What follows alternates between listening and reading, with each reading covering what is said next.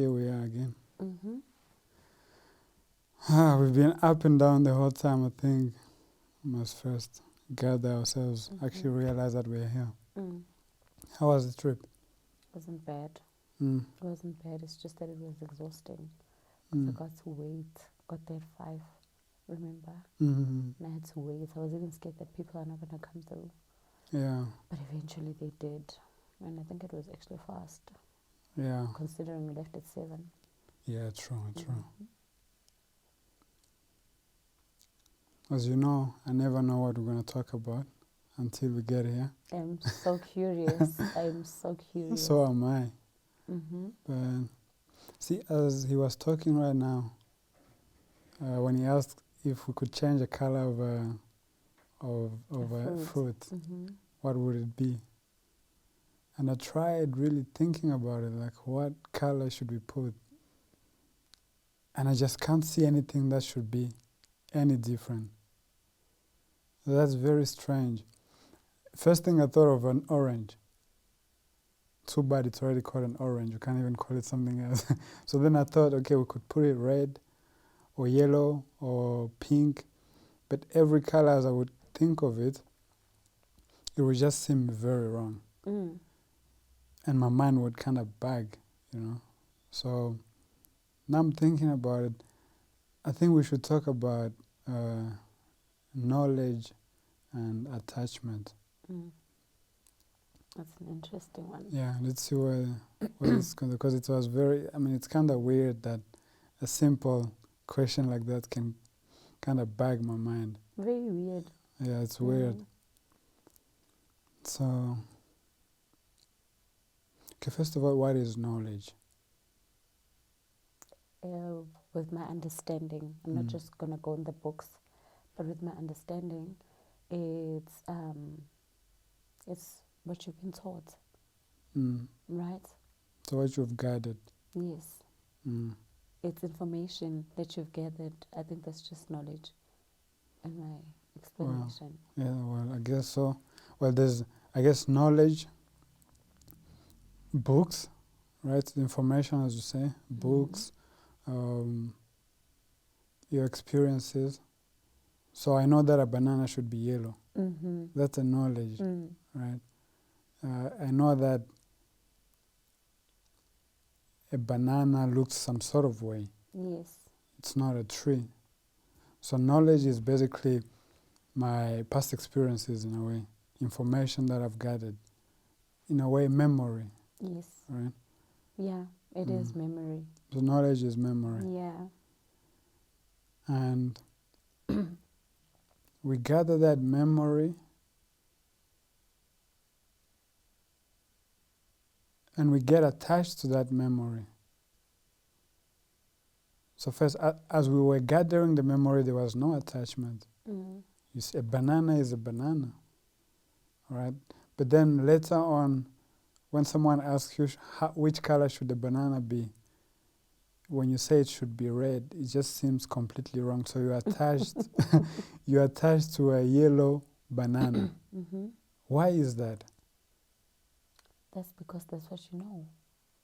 At least it would be different if you didn't know what a banana looked like. So or you're saying, even the color. Yeah.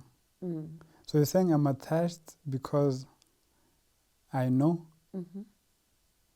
Or perhaps knowledge itself is attachment. It is attachment. How? Okay, why do you say that? Because, like you said, is it because you know that the banana is yellow or the banana is yellow, right? So obviously when it comes to knowledge, okay, I'm just going to make a typical example. It's like if you get angry now, maybe we have an argument and you get angry and I do something that somebody has done before. How you're going to react to me is not what's happening right now. You understand? The way you're going to react is you going back to your knowledge and understanding that if a person does this, then it definitely means this, and then you're going to react towards that past experience that you had. It does not have anything to do with what's going on. So it's definitely an attachment. So without knowledge, there's no attachment. I don't think there is.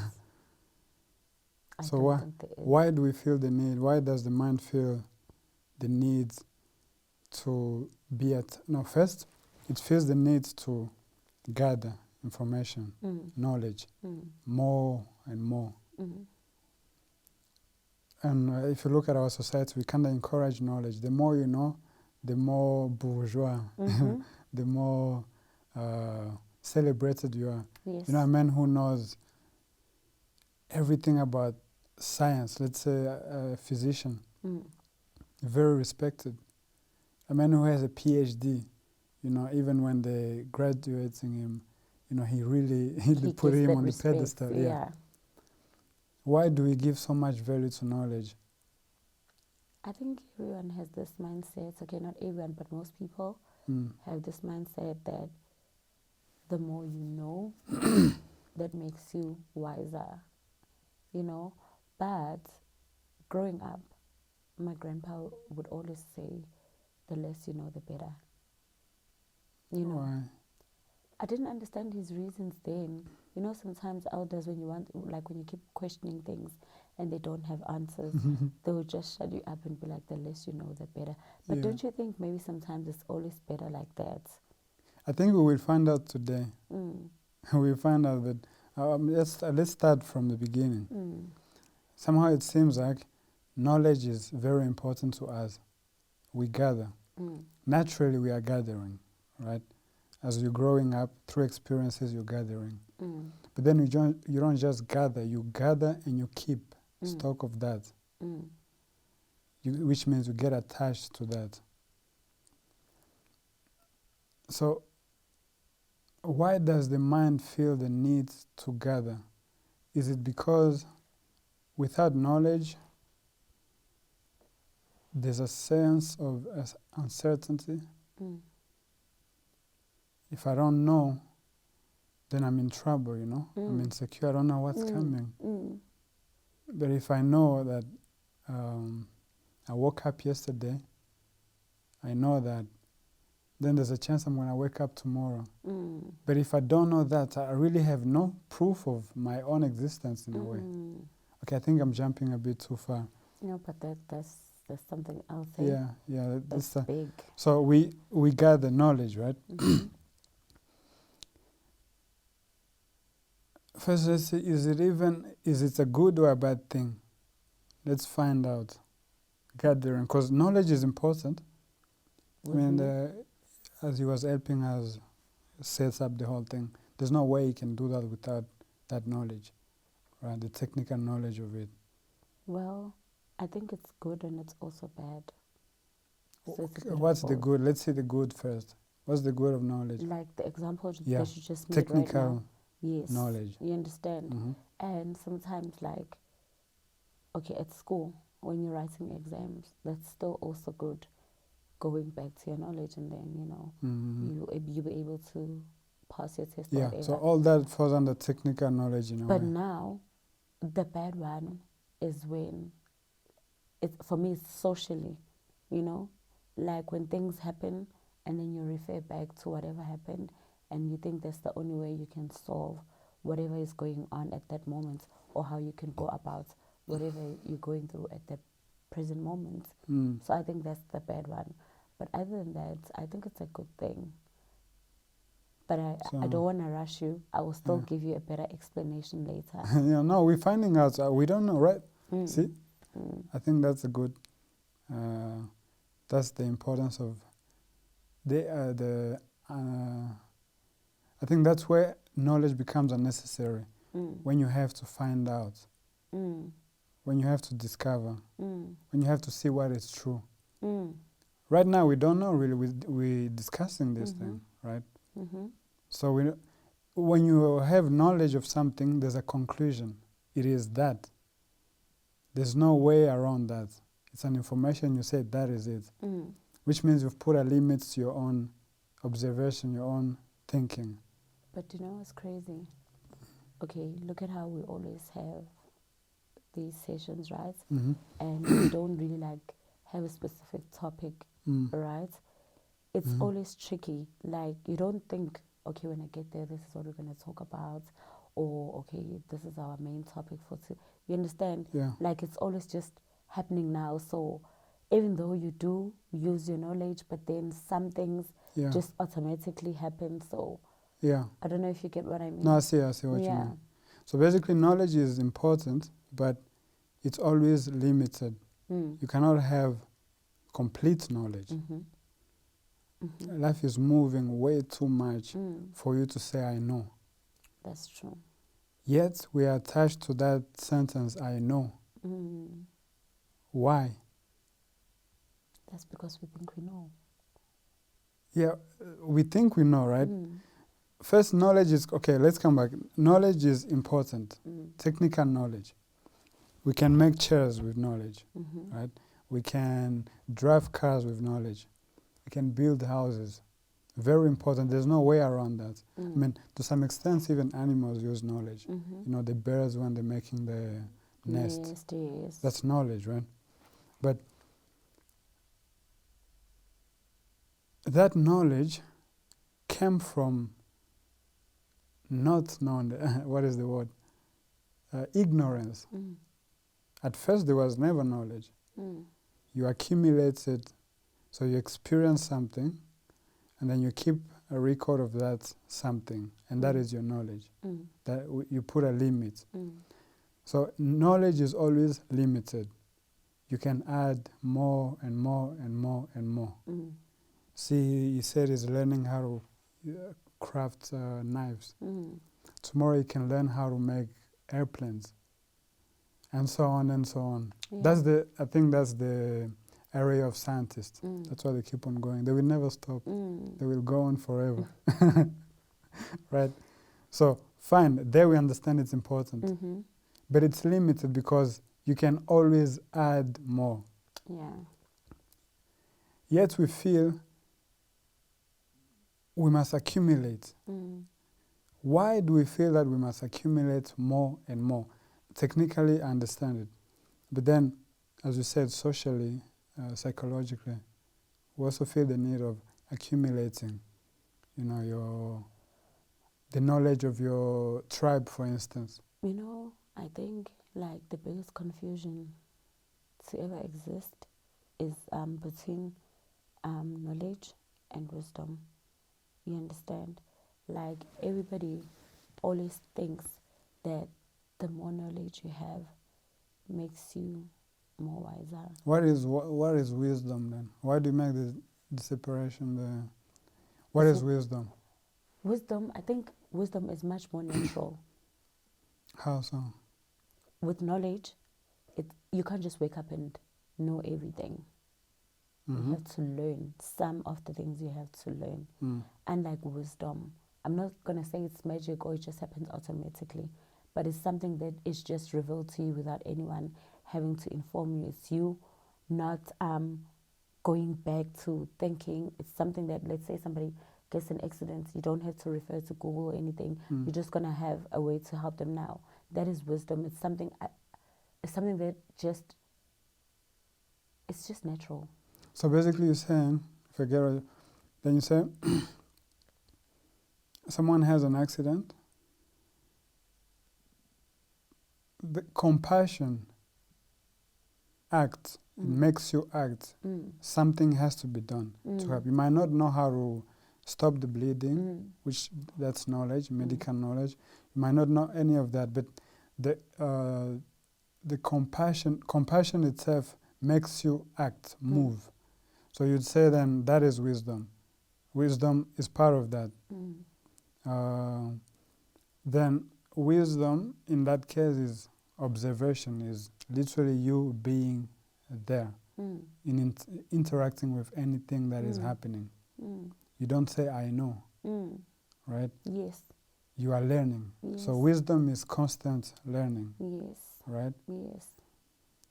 But still, coming back to knowledge, we feel that we must accumulate more and more, both outside here, technical knowledge, scientific knowledge, and then when you accumulate that, you form an identity. That is your identity, isn't it? Mm-hmm. You say you accumulate enough about science, you become a scientist. Mm. And then you call yourself a scientist. Right? Mm-hmm. That's funny because I'm actually thinking of something. Yeah? What? Like, you say, then you become a scientist. Then yeah, you identify yourself through knowledge. Exactly. Then if you do foolish things, then you identify it as a fool. Yeah, you're a fool. So it's crazy. That's why I'm laughing. Yeah. So yeah, I was saying if you do enough, quote, good things, intelligent things, as they may call it, you're a scientist or a clever person, whatever. If you do dumb things, then you're a fool, uneducated, and so on. But the common denominator is both of you are identifying through your knowledge. Why should you identify yourself with anything at all? Why? There's no need, but we've just been like No, but we do it. There's no need. It seems like there's no need, but why do we do it? I mean, you identify yourself, so do I, to some extent. It's the way we want to be seen. Everybody has a particular way they want to be seen, heard. Why? That's just how we are. Okay, now we're discovering how we are. And we're finding out why. So, see, when you came in here, you saw this thing. Automatically, it's African to you, right? You know, the whole art, the whole history. You said Egyptian vibe. And you identify yourself with Egyptian. These are our people, right? Why do I need to be identified with a certain kind of people, a certain kind of thinking, be it art, scientist, or religion, whatever? Why can I not stand alone? It still goes back to what we're talking about now, knowledge, right? It's the very same knowledge that differentiates us. You understand? Yeah, why do you want to be different now? Okay, see, knowledge creates limits, right? I have a certain kind of knowledge, that's my limit. You have a certain kind of knowledge, that's your limit. That's our difference now, right? We put a difference. According to our knowledges, we have a difference. So, and wherever there's a difference, there's a conflict. Anywhere there's division, there's a conflict. Yet that's we true. Value that, right? We do. We value that. We give it tremendous importance.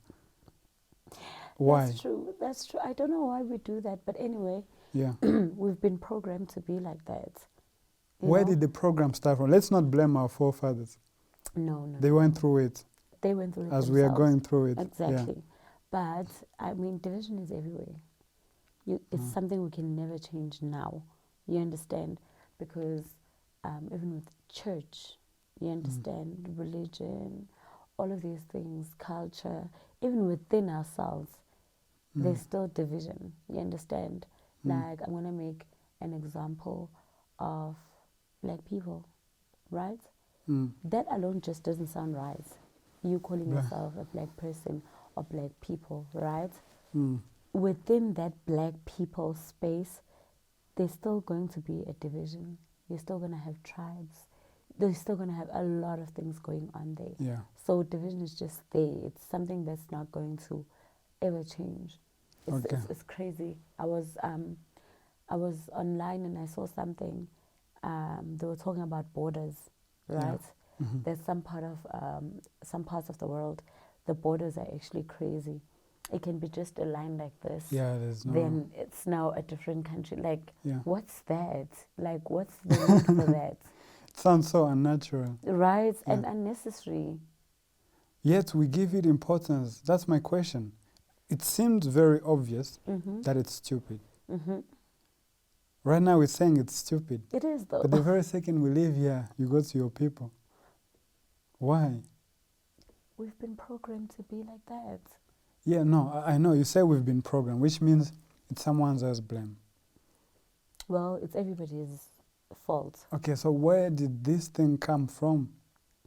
Where does the division come from itself? when you're told, first of all, that there's white people and there's black people, right? That alone is something you can never get out of your head. I don't care whatever happens. You understand?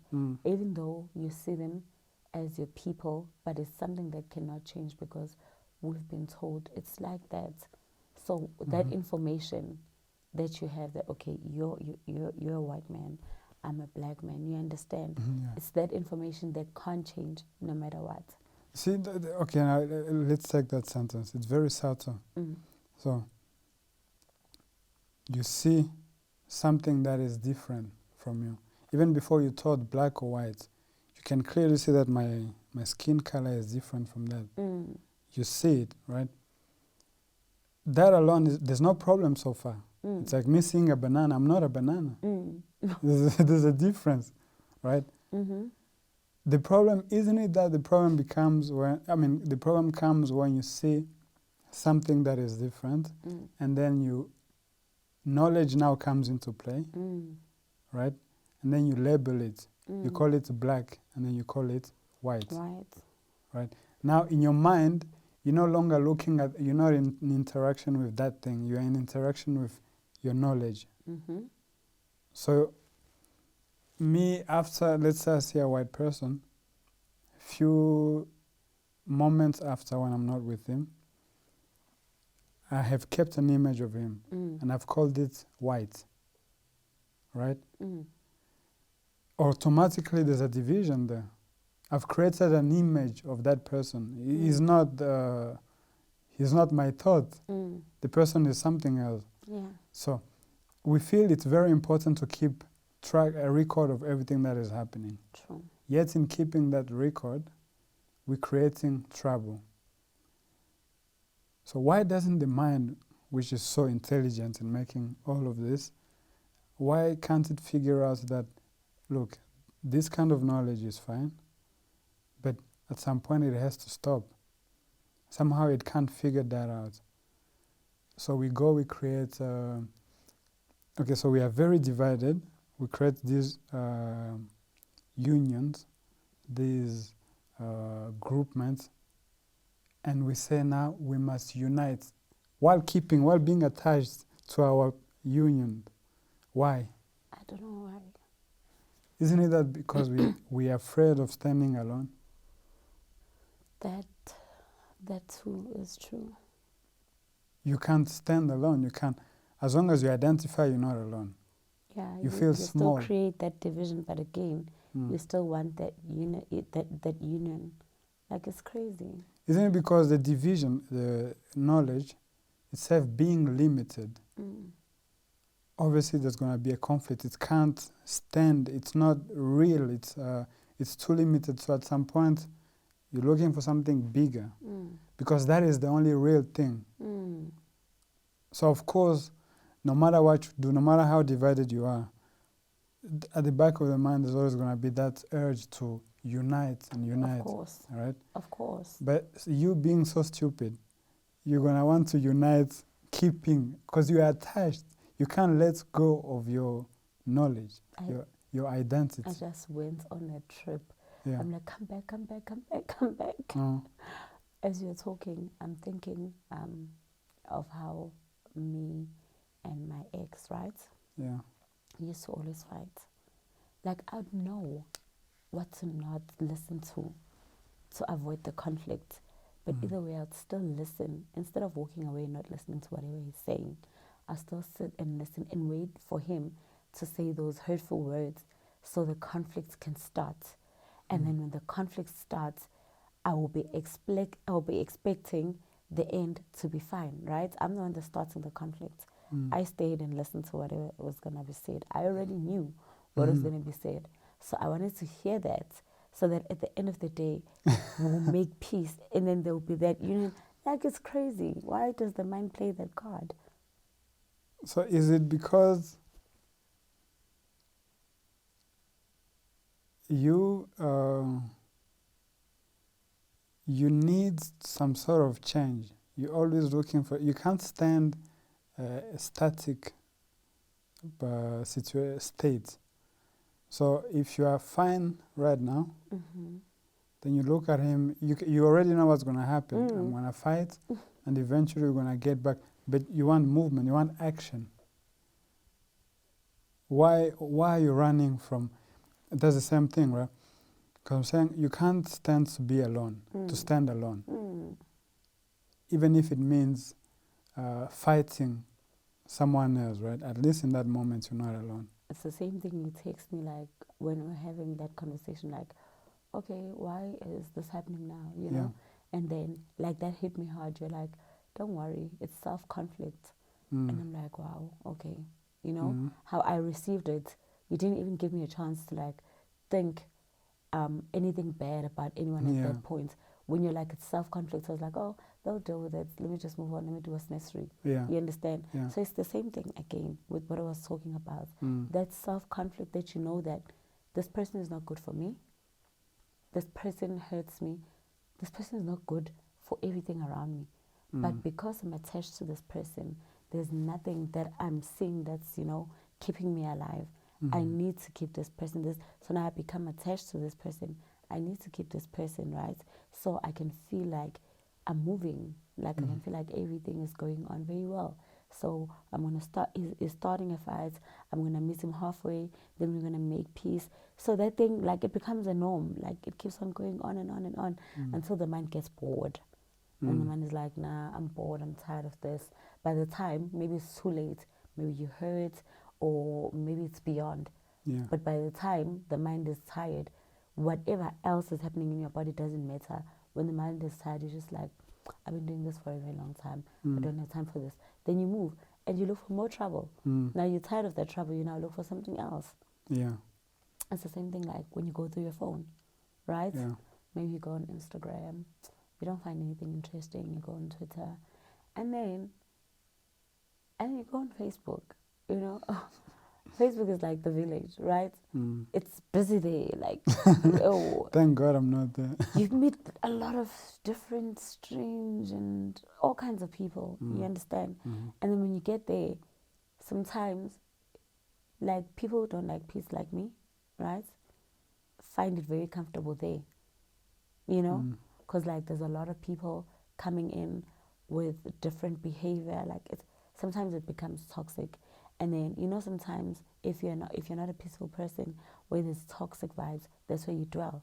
You understand? So it's just the mind game. It's just the mind game until the mind is tired. Then you upgrade. You understand? So are we saying the mind is stupid? Very. That's a bold statement. Very stupid. Like, I ask myself, is it the mind that is stupid, or something has happened to the mind, right? And the mind has become dull, stupid, unintelligent. Because I would say it's very strange that the mind that can do, I mean, literally right now. Amazing things like this. Even before making anything, the mind is controlling your whole body. It's regulating. Thanks to the mind, you can see. You are seeing. You are listening to me. Doing all these amazing things without even thinking about it. Isn't it that the only time you become stupid is when you're thinking, actually? We've given importance to knowledge. That's crazy. Do you know why? My friend said to me yesterday, so, are you on your way? And I was like, oh, not yesterday, the day before. I'm like, nah. She's like, why are you so disorganized? I don't know you like this. I expect you to be here at this certain time, blah, blah, blah. And I'm like, okay, don't worry. We'll talk tomorrow. That's me not wanting to engage in the conversation. Trust me, nothing was on my mind like, should I go? Should I not go? You understand? Until the next day. That's when my mind was like, okay, you have to go, right? Communicate. And then within the communication, like, the mind already knows. You understand? Like, you didn't want to communicate. You already sensed this is what was going to happen. And then now you're communicating. Exactly what you thought was going to happen is happening. You understand? So, like, I don't know. Like, when it comes to the mind, I can never say I've got a direct answer. You understand? It's so tricky. No, it's not. I think That's an escape. Let's not say it's tricky. It is tricky. No, we'll go through it. If we fail, we fail. Mm. But today we have to get to the bottom of it, Mm. as far as knowledge is concerned, right? Okay.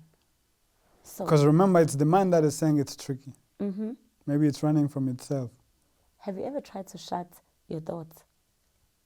Like you can't shut it. When you start thinking, I'm scared to look into it. You understand? Yeah. Like the reason why I said maybe I need to see like a psychiatrist. Why would you know very well that fighting is wrong? You can get hurt, whether it's physically, mentally. Anyway, you can get hurt, right? But you still do it, and you want to see the outcome. And then when the outcome comes, you start going crazy again. Like, you know? Yeah, and then you want someone else to deal with that. You want to go to a psychologist to tell you something you already know. Yeah. So this is what's happening. We have knowledge, right? We accumulate knowledge. And that we store. That is taught. Knowledge is taught. Whether it's knowledge of a plug, a bee, or whatever, that is taught, right?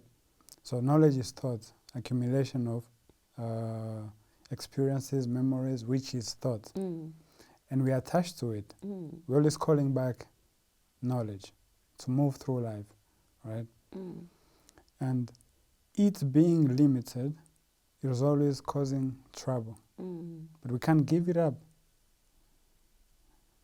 We really cannot give it up. If you think about it, you cannot give up your knowledge. Coming up with some trick to give up your knowledge is still some other knowledge, because you're using, again, what? Thought. Right? So thought is the issue in this, right? We're just calling it knowledge right now. We're always talking about the same thing, just using different words. Different words. Yeah. But I think it's going to help if we use this the word knowledge for now, right? So knowledge, which is attachment, which is memories, which is thought, is always troublesome. There's nothing good it can do. Nothing good about it. Yeah. It's pretend. First, it gives itself importance, right? It has organized itself. It has created an education system, because there's no school without thinking, without knowledge. I don't know if I should ask now or if I should wait for you. Yeah. But now, do you know what really irritates me about what we're talking about? Because I've had these conversations with myself. Yeah. You know, and I think everyone has. Yeah, to some extent. Yeah. I think, don't be very few people do this. Really? Yeah. But I think they've gone through this maybe once or twice, but they quickly brush it off because it's too heavy. It's too. That's probably why we're two here. Yeah. So, right. Yeah, but they can't realize it. Yeah. So you see, that's what's happening. Thought has organized itself. Right. It has created an education system, a national system, social system. And then it gives importance to that system, right? It says, I am not that. There's a system. And if you get more and more of that system, you are very important. So a child who goes to primary school, never goes to high school, feels somewhat inferior, in this today's society. And I guess it's pretty, inferior, relatively inferior, because there's some things he doesn't understand, because the world is run through those systems. So of course he's going to feel some type of way. But he fails to realize that whatever that system is creating is still the same thing. Because the very thing that created that system is within himself, right? So, why has thought done that? Everywhere it's going, it's creating division within itself, right? And then it says that this is the superior. So, coming back to that. So knowledge also is comparison, right? You cannot compare without knowledge. No. Higher, lower. You cannot. Bigger, smaller, right? It's comparison, which is thought still.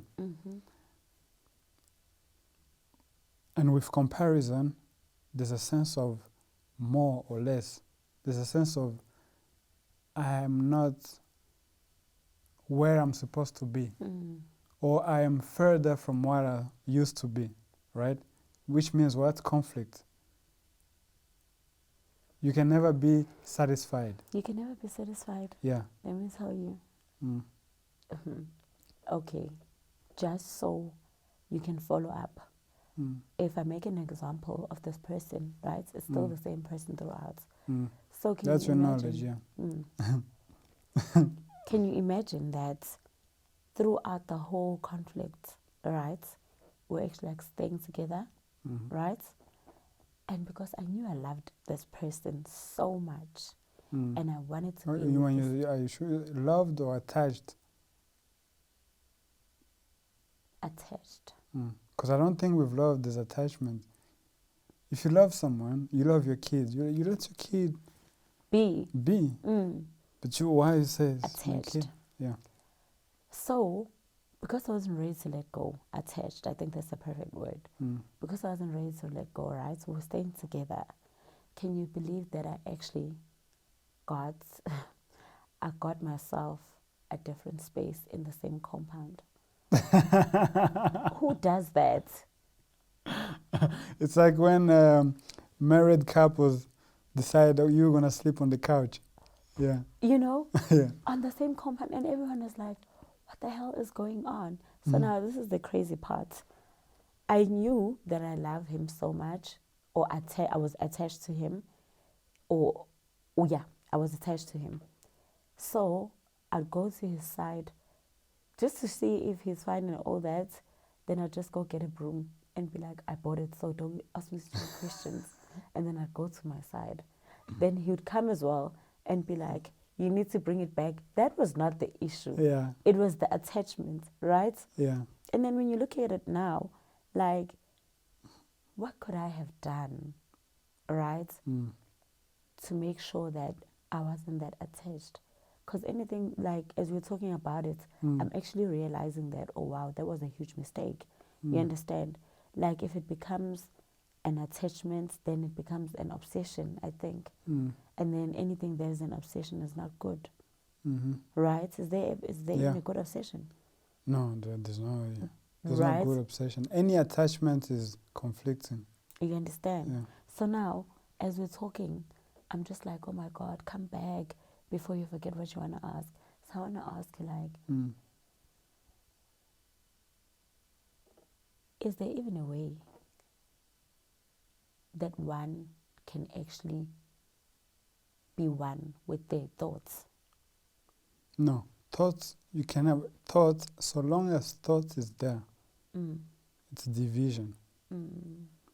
The only time you can be one is when there's an absence of thought. But we get there maybe later. Okay. But so long as your thoughts are there, you are fighting something. Either you're fighting yourself or you're fighting him. You are fighting. At the end of the day. Yeah, but can you imagine now what that means? Because that's the only instrument we have, thought. No wonder why we have what we have, right? Yeah. It's the only instrument we have. So thought, which is knowledge, which is the past. And I see when you're telling me about this, when you say, is there anything that I could have done differently to avoid all that unnecessary conflict? Still, that is knowledge, right? So with knowledge, there's a sense of regret all the time. All the time. Yeah. Because life is so dynamic, it's so alive that you cannot do the right thing at any possible moment. You see what's crazy when you say that? Like, I remember when we started talking, like that year, I was so desperate to find someone that's going to be in my corner. You remember? Yeah, I do. Somebody who's going to believe all the things that I said, or somebody who was going to give me clear answers that I already knew, but I just needed confirmation from someone else. You see? So now I started like following groups, and then I was like, Tutu, you're too crazy. You need to calm down. You need to find a way to calm yourself down. Look, now you can't even pray. You know, when you pray, like sometimes when I pray, I'd be like, God, you know my prayer, and I'd be like, God, how are you doing? And I'd just stop and be so angry that why are you even praying? Because you know, each and every time you pray, things just get worse, you know? And then I moved from that. As I saw this piece, I was really like excited because I was like, oh, now it's reminding me. There was I never told you. There was a time. You had an Egyptian phase. Dude, it was crazy. Do you know how crazy it was? I started listening to their music, started worshipping the sun. Do you know how crazy everything worked for me with this? Because now, like, I was like, oh, we're the children of the sun. Even like my attitude around people changed, and everyone was like, oh my gosh, what's going on? Whatever era you're in, I want it. You're so calm. Everything is working. Like, that was me deceiving myself into believing that there's something new, you know, that's actually helping me. But I didn't realize that I was actually guiding myself to be calm. So now it goes back to the same thing where there was a Facebook group where they were talking about meditation, right? And they're like, no, the only way you can be calm is when you meditate. That's the only way you can be one with your thoughts. You can actually think before you talk. Like, I was like, so I can actually change and be a whole different person. Dude, I tried meditating, right? And I realized that, no, man, this whole closing eyes for everything, for hours, and then I'd want to not think. That's like, anytime I don't want to think, that's the more I think. That's me. I don't know about other people. Desire, not wanting, is a thought. The desire, right, is thought. You cannot desire without thinking. And then I remember that time, it was that year I asked you, I'm like, how do you meditate? You're like, do you even understand what meditation is? And then you said to me, what are you doing? And I said, I'm cooking. And then you're like, isn't that meditating? Like, the way you're doing everything, how you're in control of everything, how you're so focused, how you know everything's like everything, your main focus, how you're there. Are you not meditating? And immediately you said that, I was like, yeah, that is actually meditating, not this whole thing I was doing, staring at the wall for like a whole hour and not trying not to think. It is that. But now that actually like grew me in a sense that, okay, meditation is there, just not the way I was doing it. So even with my thoughts, right? You can say something bad and I'll feel like, oh, somebody has said that, let me go and slap him because I don't want to be disrespected. This can't keep coming to me, right? But another thought, it's like when we get a thought, right, we block it and want to focus on the one that we feel is good at the moment. You block it by another thought. Right? Yeah. But then when you allow them to flow, that's the only time people think you're smart. That's the only time people think you're wise, because you were actually supposed to punch that person, but you decided not to. So you allowed yourself to just be. You allowed yourself to think, right? You didn't block yourself from thinking. You didn't. Do you get where I'm going? Yeah. So with me, like, honestly, when it comes to the mind, I know you're going to say it's an escape, but when it comes to the mind, I think the mind is, I don't know, if there was a way to be without it, maybe it would be so much fun, you know? I think the trouble is you have to understand why you are in conflict, first of all, why we accumulate knowledge, why knowledge itself being limited is a conflict, and then maybe you can give up on knowledge. Then perhaps there's a completely different way of living.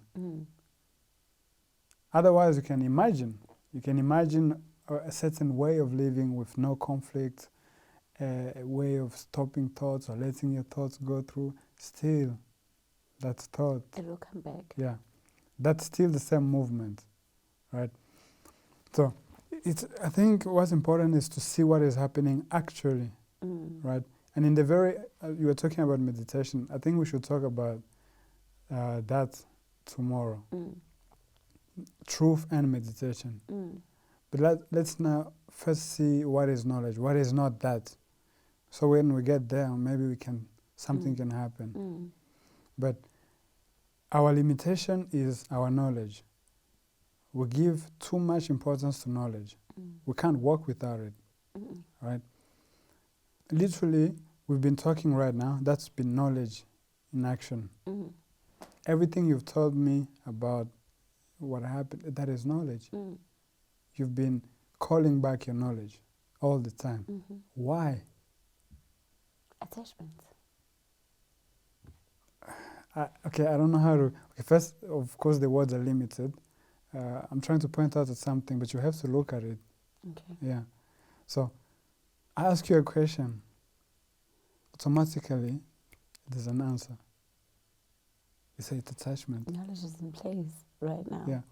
So at the moment, okay, what is that? Why you say attachment? You've already gathered that knowledge, and you're calling it back. You're not replying to my question. You're not looking at what I'm trying to say. Yeah. Forget about the words for now. You don't have to be right. You can say all the crazy thing right now. You can be as stupid as you can be. Don't worry. Forget about everything. Forget about the cameras, the audios. It's just the two of us, right? Somehow we can't get rid of knowledge. Knowledge is fighting to stay alive. It cannot stop. Isn't it, though, the only thing that keeps us alive? It's the only proof that you are alive. Yeah. Yeah, knowledge. Yeah. The past is the only proof that you're alive. So are you saying, okay, now I get where you're coming from when you said it's just conflict? Yeah, conflict, but conflict of what? Why is there conflict? So you feel there's a very important thing, and that is I have to be alive. It's just that it translates itself into knowledge, into these clever discussions we're having, you know. This, first of all this knowledge, the English knowledge, all this analysis we're doing. So long as we're having this, we feel like we're alive, we're talking, right? Why can that not stop? Because you can't stop thoughts. It has to keep coming. How do you possibly try and stop? No, we've tried many times to stop thoughts. Since the dawn of time, people have come. That's why we have so many gurus now. They tell you, eat this, stand like this, touch this, your thoughts will stop. Or you go to the religious people, they say, be in the presence of God, and it's paradise. No problems, you see? No conflict. There it's finished. Some others will say, no. There's no way of escaping this thing. Perhaps in your next life, there will be no more conflict. There will be a better karma, the karma people. You go on, move, and then at some point you will reach enlightenment, and there it's no conflict, it's paradise. Still, that is knowledge, right? Knowledge has transformed itself into hope. It's crazy. So, can you not see the reality that really, can you live a life with no hope? No, it's impossible. Why not? What do you mean?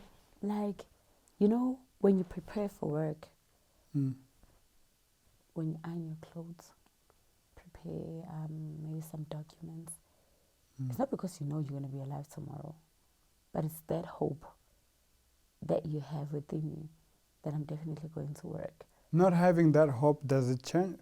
Suppose you didn't have that hope, will you die in the morning? Will you wake up dead? No. So? But hope is necessary. Well, necessary for what reason? I think it's just that it's there to keep everyone positive. Imagine if no one had hope. It would be just a sad world. A sad world? Do you think so? Yes, if everyone is negative around you. No, but you see, negativity is another sort of hope, a very bad hope. you're hoping things are gonna be very bad in a way. Saying, okay, tomorrow I'm gonna die. That's a projection. You're imagining tomorrow. It's just that it happens that most of the time you'd like to imagine something better. That's true. Yeah. So That's can you true. live a life with no image, no imagination? No. How do you know? I don't think it's possible. Why not? Dude, what do you then do with your mind if you don't imagine anything? Isn't it that, in fact, hoping is you doing something with your mind? It's you trying to control the mind. You've taken authority over your own mind, almost as if you're the one who created the mind. Why don't you let it do its thing? So you're saying the thinker must control. The thinker is the controller. Okay. Without the thinker, there's no controlling. Yet you are the thinker. So the thinker is the issue in this case, which is knowledge. The thinker is knowledge, your past experiences, right? According to what has happened yesterday, you project something that will happen tomorrow.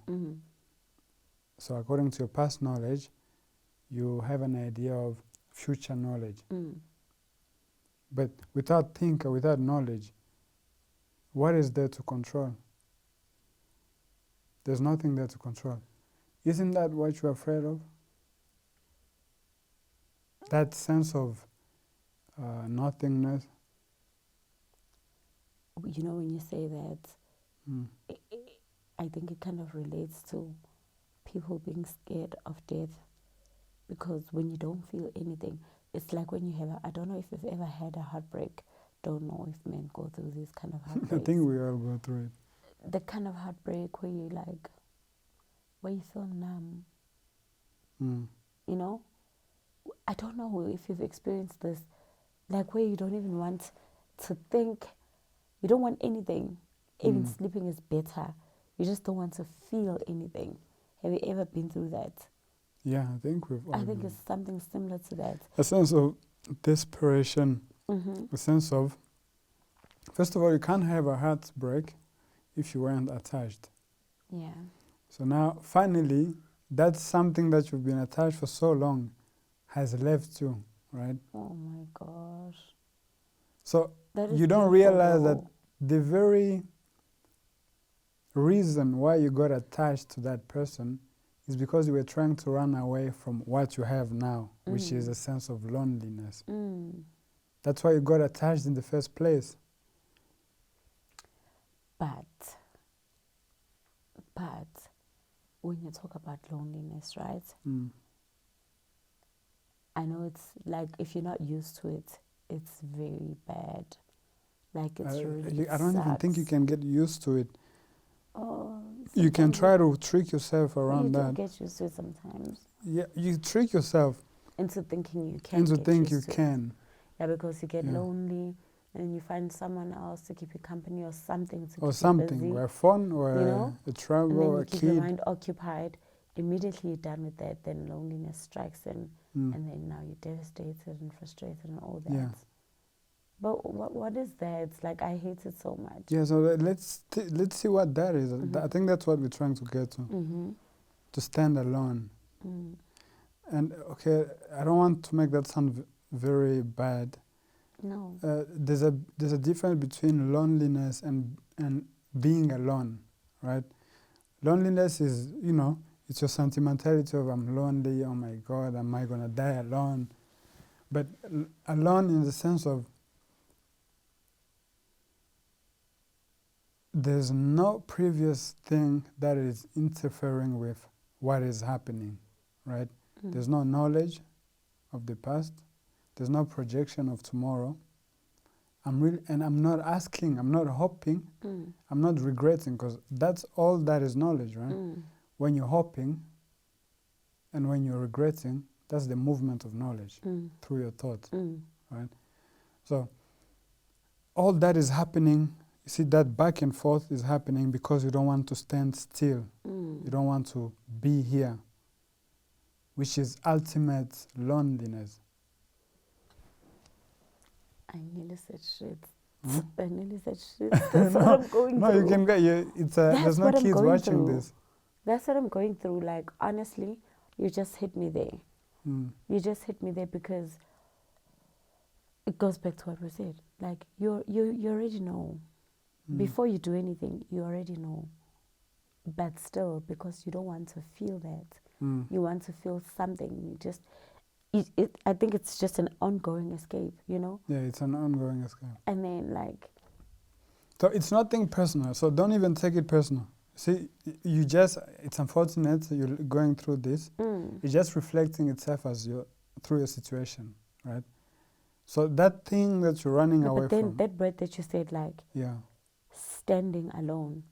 You know, like, I think those are the things that most people, I know somebody like that's watching can actually relate to. All people should. You know, like being able to stand alone.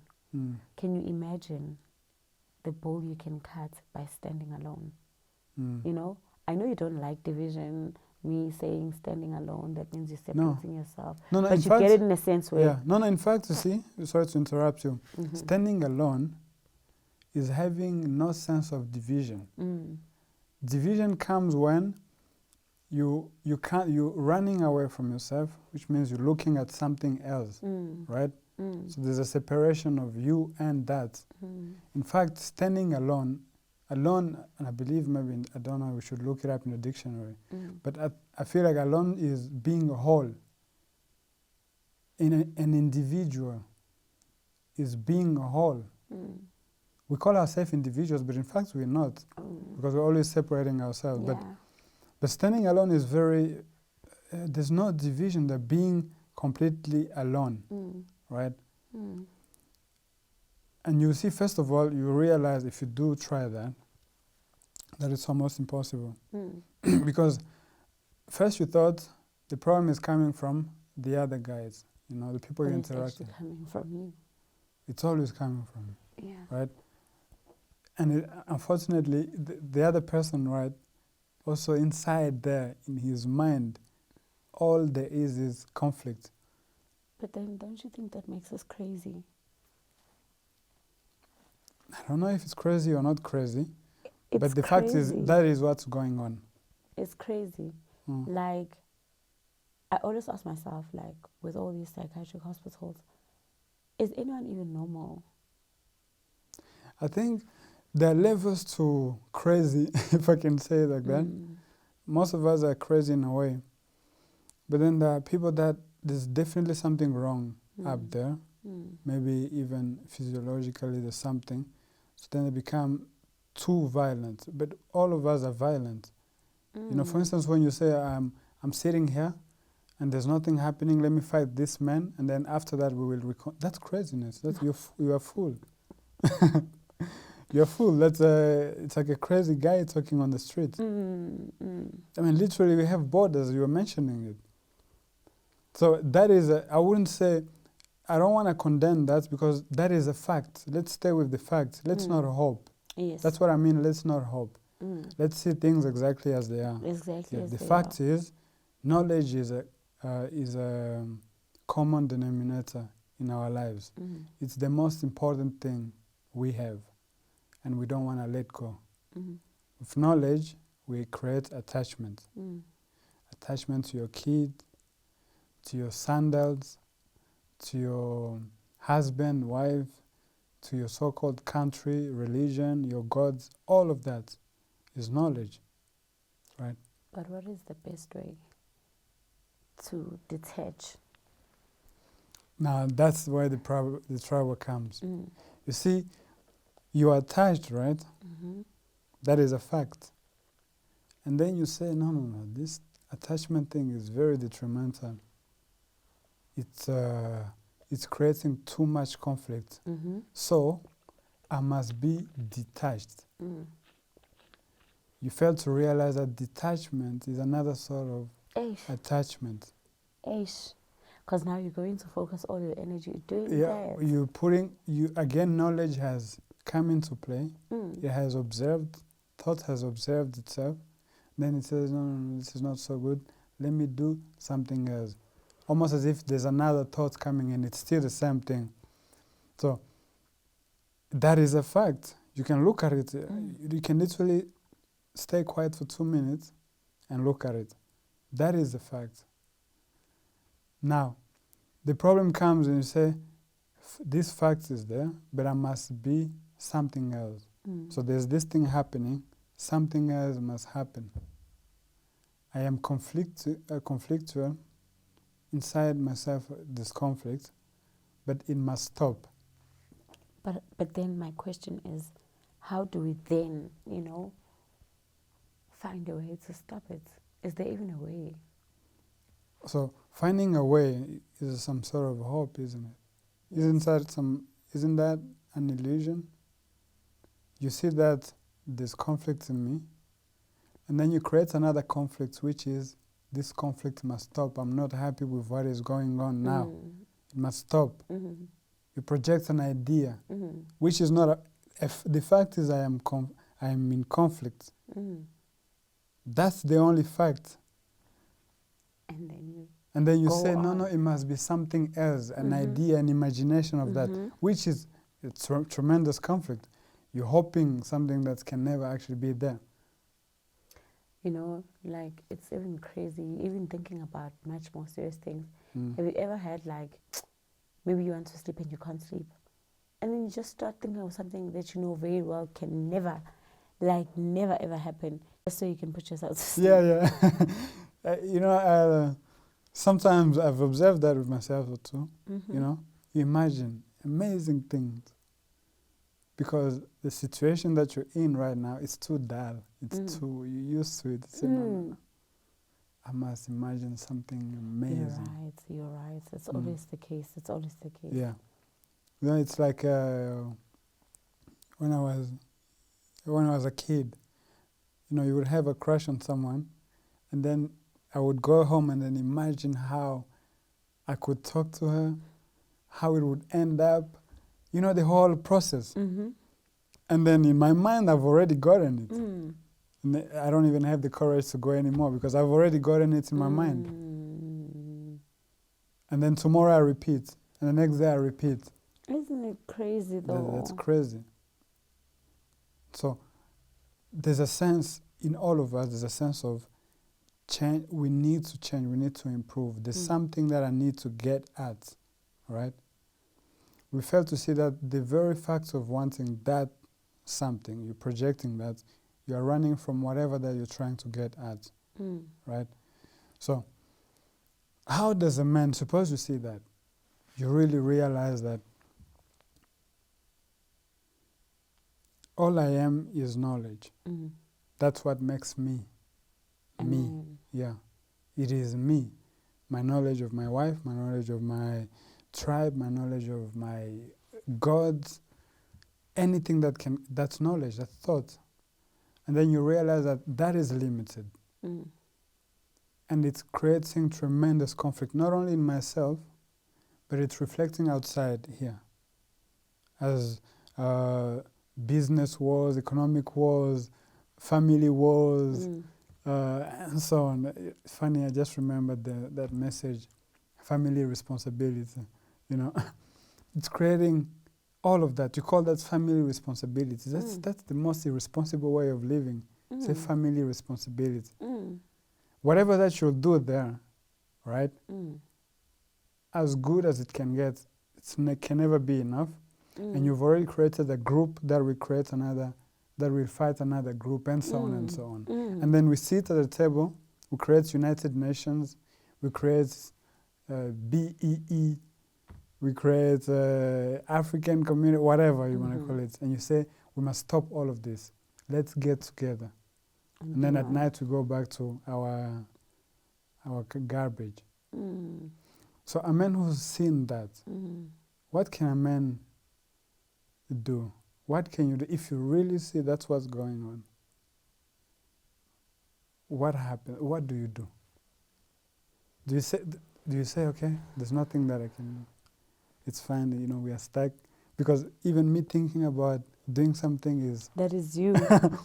That's the same conflict. You find, like me saying you find an escape, is also going to go back to our word hope, right?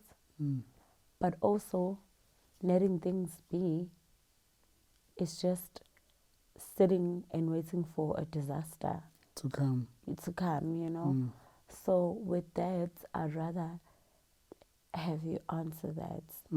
Yeah. I think I've observed this. First, there's a sense of lack of power. You are not in control, right? You feel like trying anything will not do a thing, right? What I've noticed, at least with myself, right? Being in direct contact with that conflict makes you humble, first of all.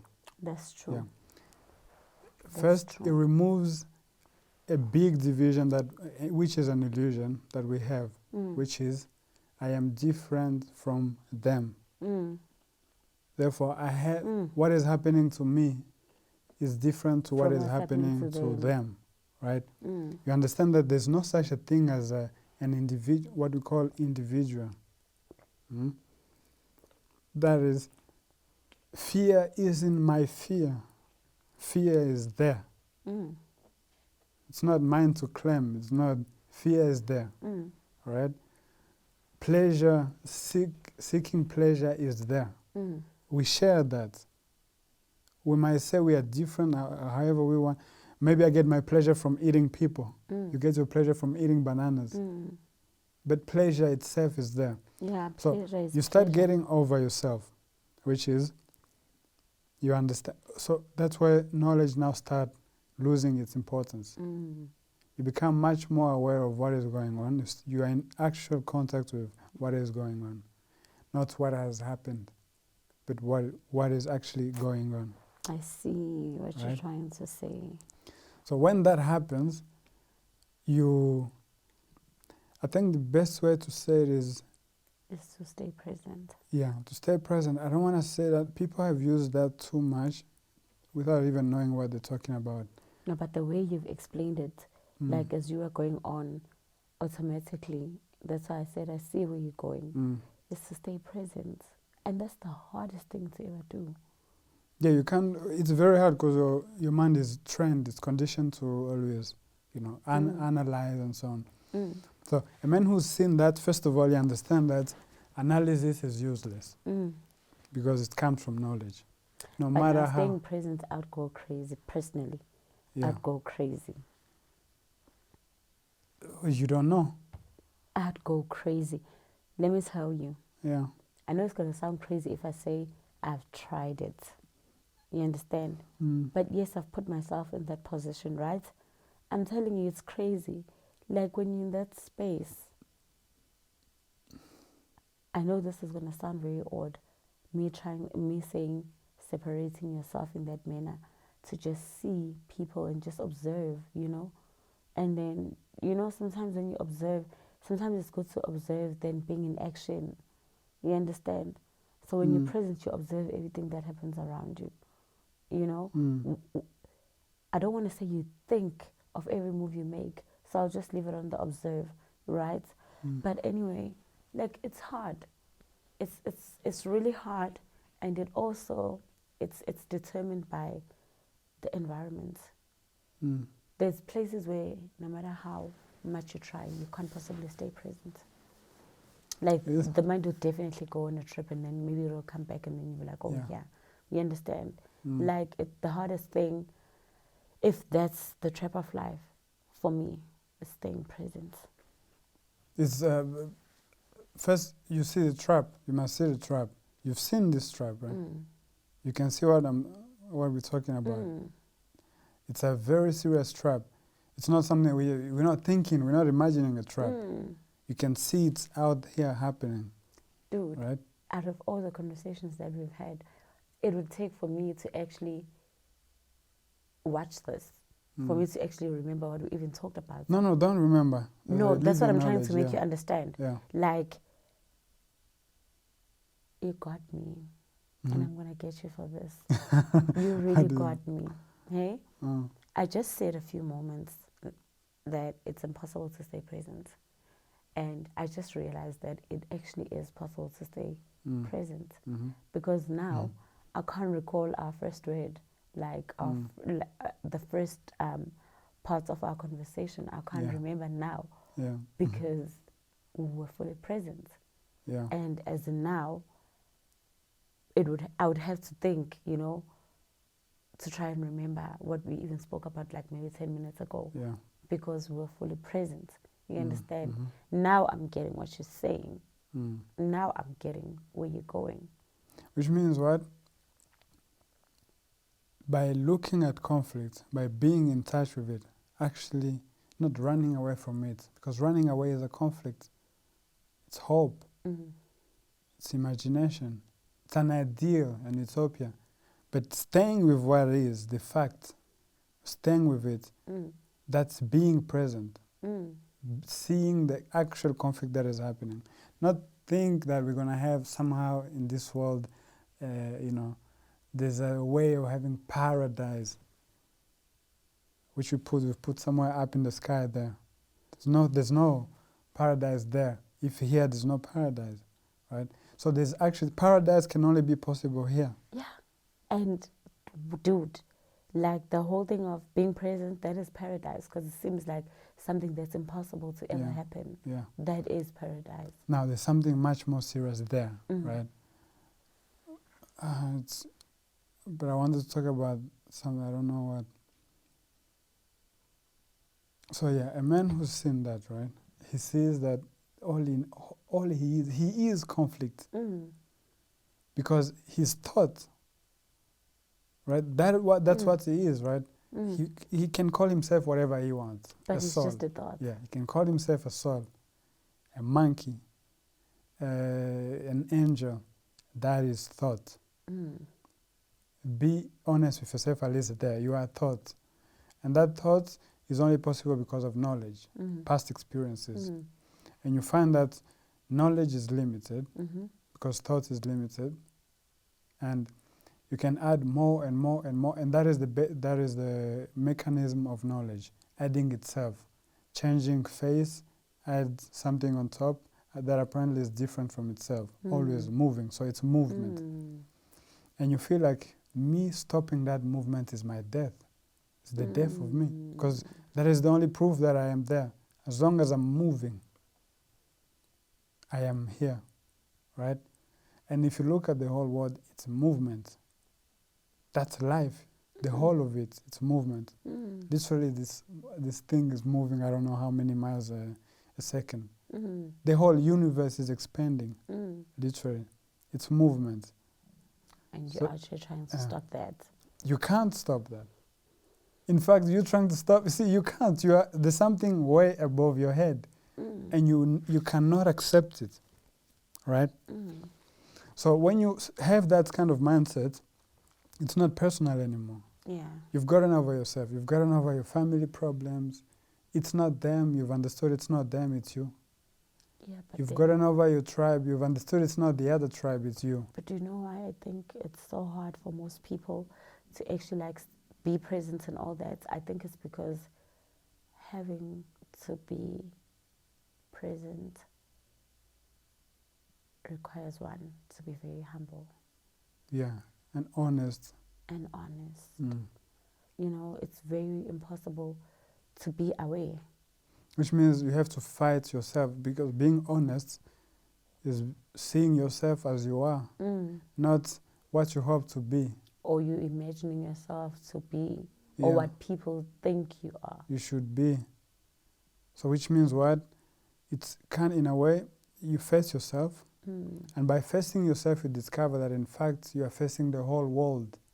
You're facing your neighbor, because that's exactly what is going on. And then you get over even the humankind itself. You're facing life itself, right? It isn't that pleasure belongs to humans. Pleasure is there. A monkey is having his own pleasure, right? So you find that life is not a personal thing. It's not that life was made for humans so that we can enjoy pleasure. Pleasure itself is alive. Actually, everything is alive. The whole thing is alive, right?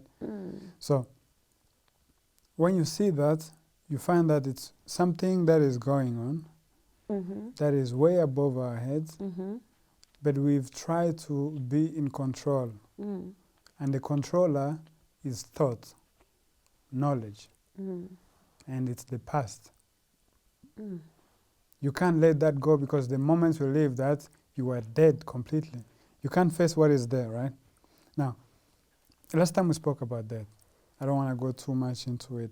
Yeah, but it's a heavy psychological battle. Like for anyone, you know, like myself, I know sometimes I can be very slow. You know, maybe there's someone watching who's exactly like me. You understand? Like having to listen to that, I feel like if one really needs to understand, you can't just hear it now and believe that it's going to happen now. That's impossible. It's like you need to hear it again. Like the whole thing is happening. Like it's actually happening. You know why you have to hear it again? Because that thing that you're trying to get at, since it's happening now, it's never been a second old. It's everlastingly new. So you seeing it, being in touch with it, right, is, okay, how can I put it? You being in touch with it can only happen in the new, you know, you can never keep a record of that. Yeah. Yes. So that's why you have that feeling, and it's not just you, even myself who's talking about it. It's not something that you can gather as, oh yeah, now I know it, and it's fine, it's in my mind somewhere I used to be blocked. like that. I used to lie and be like, yeah, I get you. I get what you're saying. Yeah, I got this. That's why, like, usually we all fail, including myself. We fail at this life thing because I don't want to use the word blessing, but since it's the only word I can use, I'm just going to go with it. Yeah. But it's a blessing that you actually get such a moment where you can actually realize, you know, these, I don't want to call them names, but there's people that believe that, oh, all of you are dead and you're sleeping, you need the enlightenment. So for you to be enlightened, you need to follow me, do this, that. This is the way to your glorious life. When you've just said the actual truth now, like anybody that wants truth for themselves can actually hear that you've just said the actual truth that no one, and I mean no one, can ever say. Because if people are not making money, if it's not an organization, if it's not or whatever that's going to benefit them later, they will never say the actual words. So you can just keep, you know, following and, you know, worshipping whatever they telling you. But you just said like the naked truth. It is all just happening now. Yeah. It's happening now, but we're denying it, right? Because we are knowledge, we are thought. So my question, I guess when I first asked the question, initially, the question that is, why has knowledge given itself so much importance? I was referring to that, which is,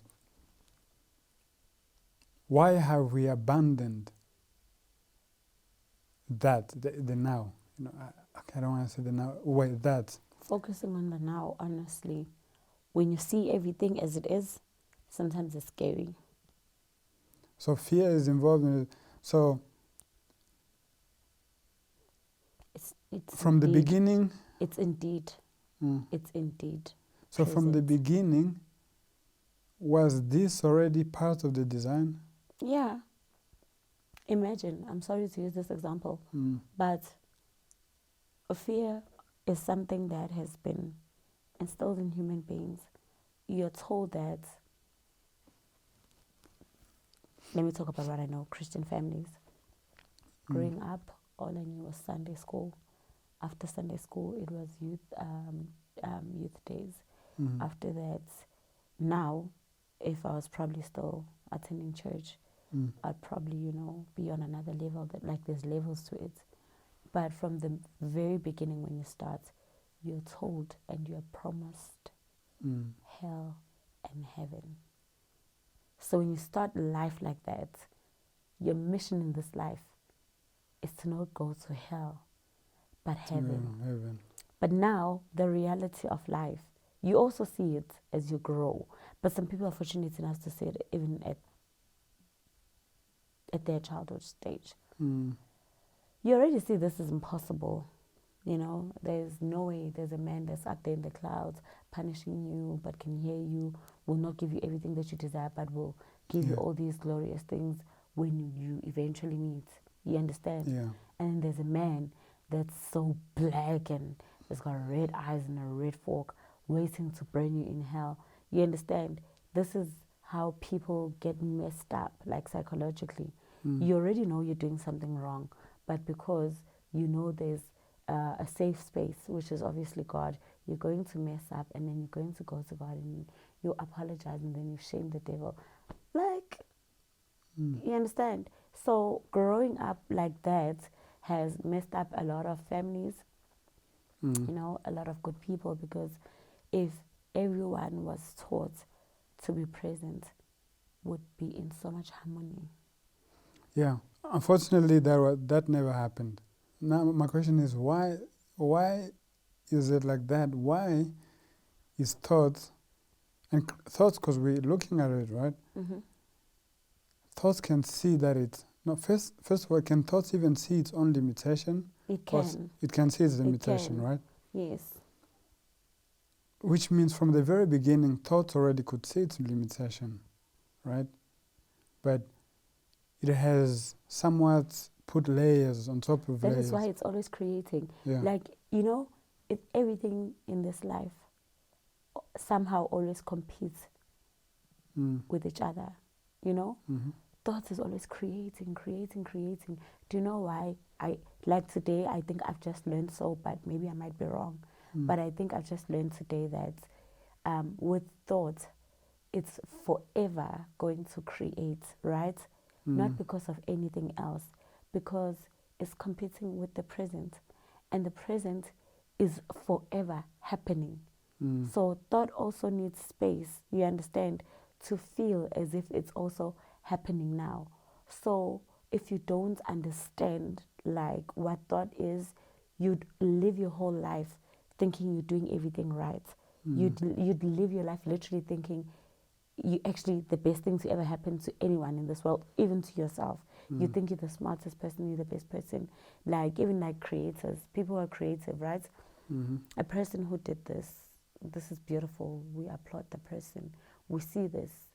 But you might find that on a different level, you can't even spend 5 minutes with this person. Yes, they're good at creating beautiful things, but when it comes to creating this life journey thing, they are a total different mess. You understand what I'm trying to say? Yeah, I get it. So with me, it's so strange that I'm only learning today that actually thought is always trying to worm itself into the present, because it knows very well, thought knows very well that it's gone, it does not exist, it's the past, but it's trying so hard to be here, and then when it sees that it's not here, that's when the whole illusion starts. You start thinking about all these things. It's so crazy that I'm just learning now. I feel like I've been crazy all my life. It's like somebody just came in. I'm now suddenly woke, not as in that woke gang. No, the woke movement. But it's I'm like, oh my gosh, what just happened now? Yeah, it's crazy. I don't think anyone can relate to what I'm feeling. No, I know what you're feeling. Right? Because it's crazy. it's happening. It's like I've been so doomed, and I'm like, what the hell?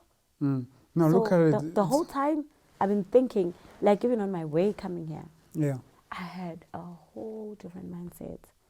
And now I'm actually realizing, what the hell? You understand what I mean? So now it's kind of scary.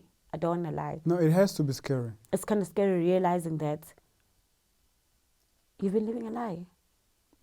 Yeah. And now you have to come to terms with the truth. which is going to probably be the hardest thing. You understand?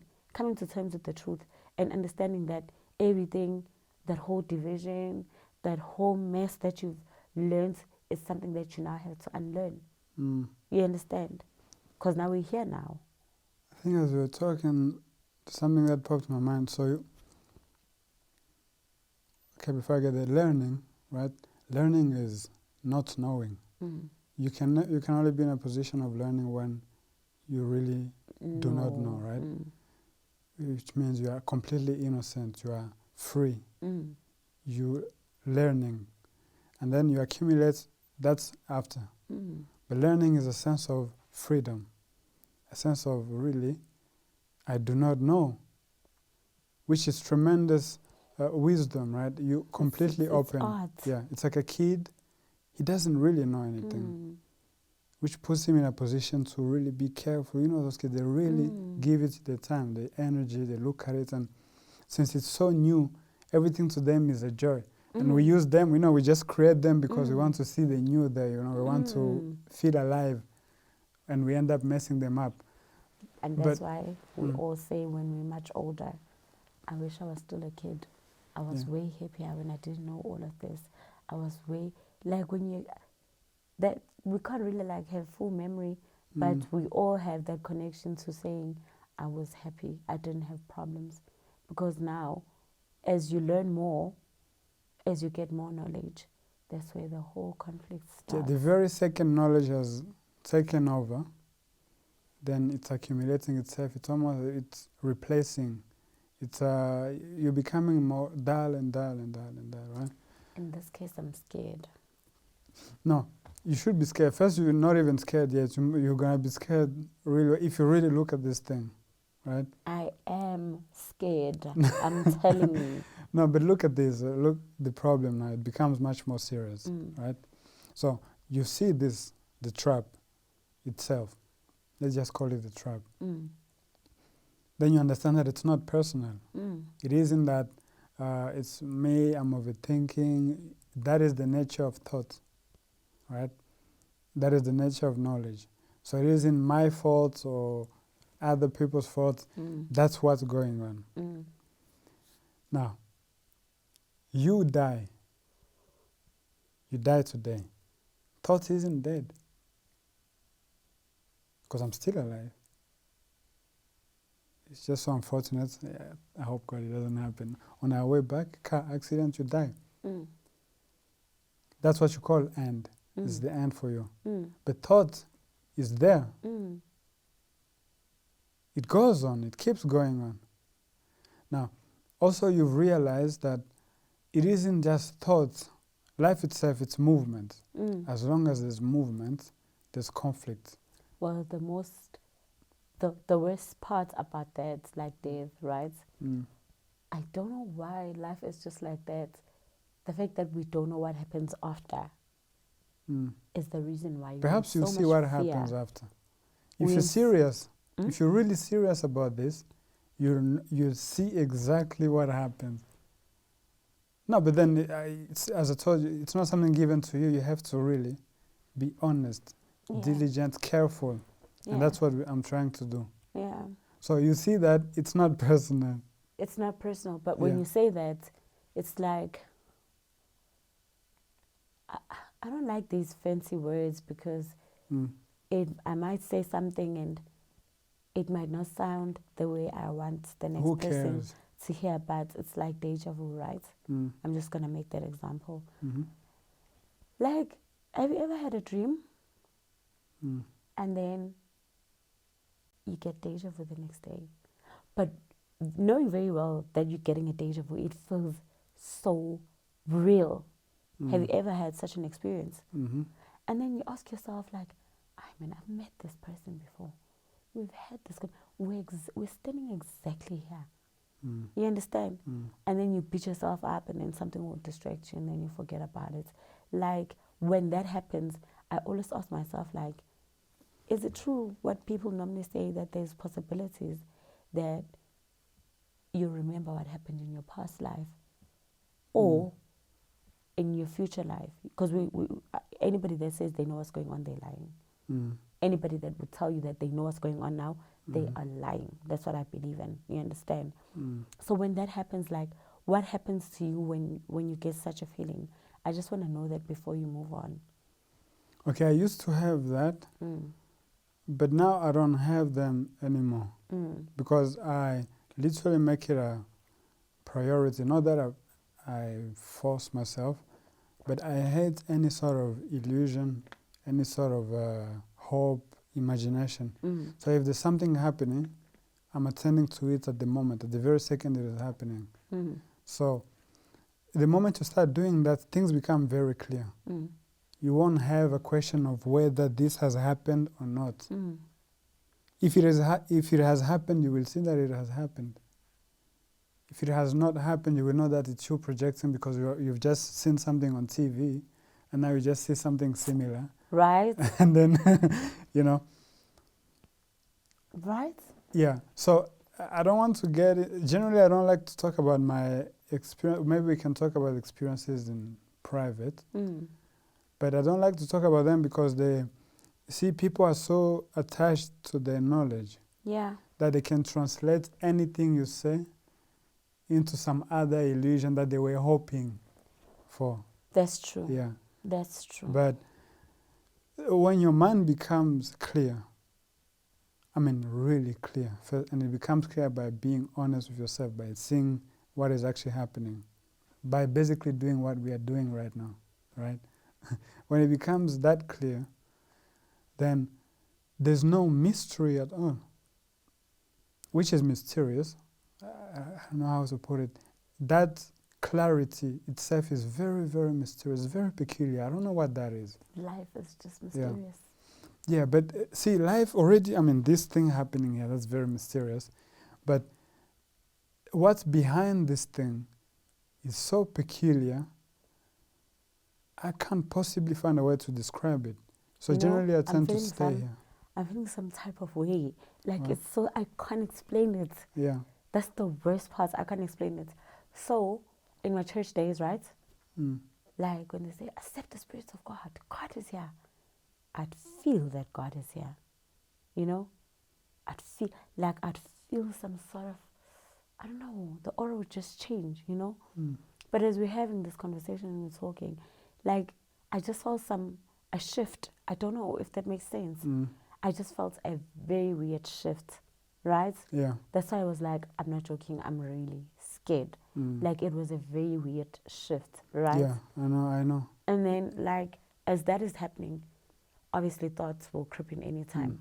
That's like, your escape, yeah. When thoughts comes in, it cools down a little bit. You know? Yeah. And then it's like, you know, after today, even if you don't believe you can fly, you know you can fly after today.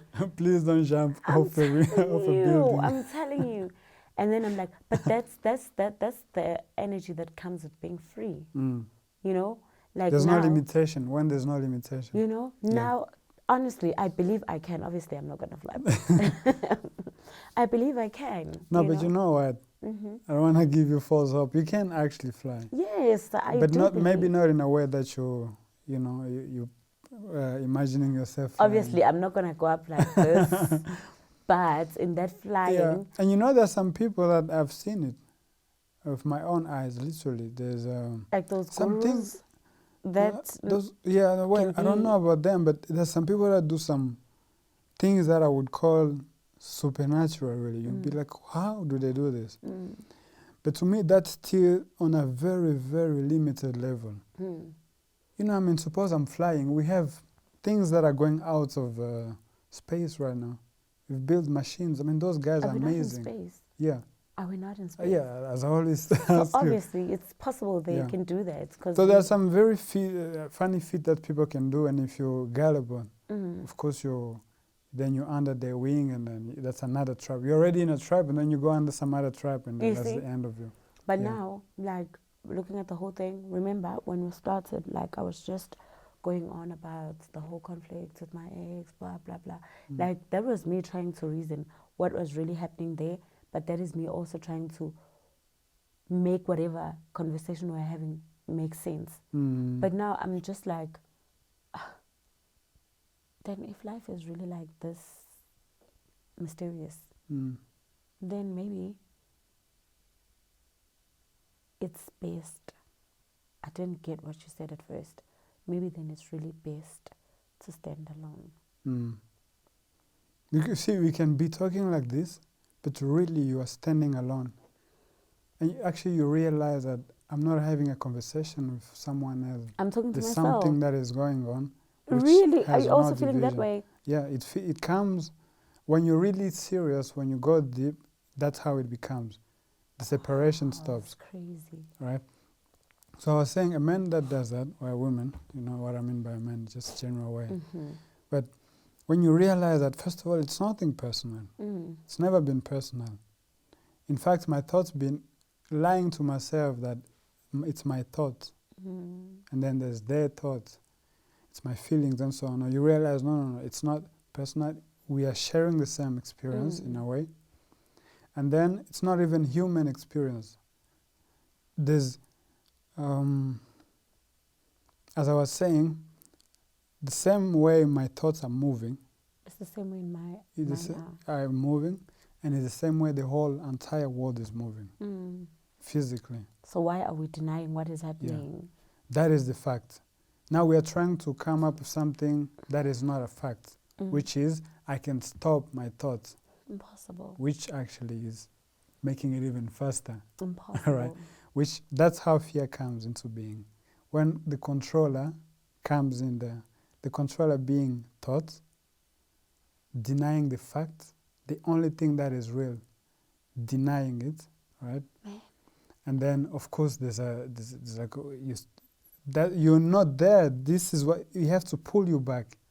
And you say, no, you go away. You know, when I say I'm slow, I mean it. Now I'm actually understanding the whole conflict thing. Like, that. No, you know what's happening? It isn't that you are slow. No. Do you know why I'm saying I'm slow? Okay. Because, dude, it makes a lot of sense that thought is the actual conflict. Yeah. There's no conflict. It's just other than thought, there's no conflict. You know? Like, we can be having a conversation like this, and I remember that you said a hurtful thing to me. Was it even necessary? It wasn't necessary for me to bring it up, right? So thought is trying to fit in because it can see that it's not engaging. Thought is trying to fit in because it can see that you're going. You're leaving it. You're going somewhere else. Right? It can't accept that. It's deaf. Right? So look what happens now. Well, that's why I was saying it's much more serious. You die, right? Thoughts has already made all the necessary planifications. This girl dies here. I'm here. Because that's the whole world, literally. So you die, but thought is going on. It's alive. It isn't my thoughts. You've understood that there's no such thing as my thoughts. My is literally thought. I is thought. We're in this together. Yeah. So you die.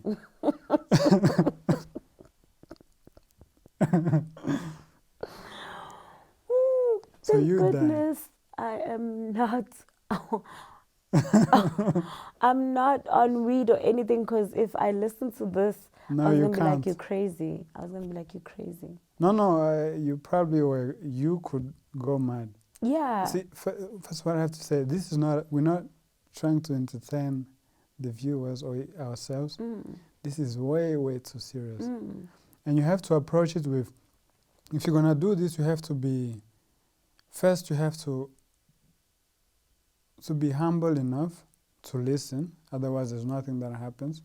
Second of all, you have to, the person talking to you, you must never give him any authority whatsoever. Authority in the sense that you think he knows more than you. Because, and generally if someone really is, there's no way someone would understand this if he's not caring, if he has no love. This can only be there when you really love. Means I really care for you. I don't even care for you as you, a separate being. I really know that this is me. I'm literally talking to myself. I'm trying to tell you what is going on, right? So gurus, so gurus, what they do is they have, like anyone, if you're just present enough, you have, like I said, they can do some feats and so on, and what they do is they take advantage of that, and then they, and then you start following, which means you can never get over them. That's how you create masters and the Jesuses and the Buddhas and the whatnot, right? But, and please, I'm not trying to offend anyone. When I say Jesus is Buddha, I'm just trying to picture it so you understand, yeah. There's no other example you can use, it's just that. So, you see that there's no personal thing. You've got over that division. You see that the whole world is that movement, never-ending movement. And the movement is running away from the fact, running away from what actually is happening. That is the only real thing that has ever been. It's never been a second old.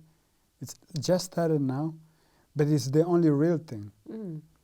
And you running away from it is an illusion. You're creating something, you're denying what is, which means you are not. You've never understood what actually living is. If you can call, you think I'm going to live and then die. Oh my God, I might just disappear forever. You don't realize that actually you've been dead in a way your whole life. And coming into contact with what is, on that superficial level first, seeing the conflict within yourself, the whole thing, the whole world. You just say, okay, this is so stupid. I mean, we're killing each other.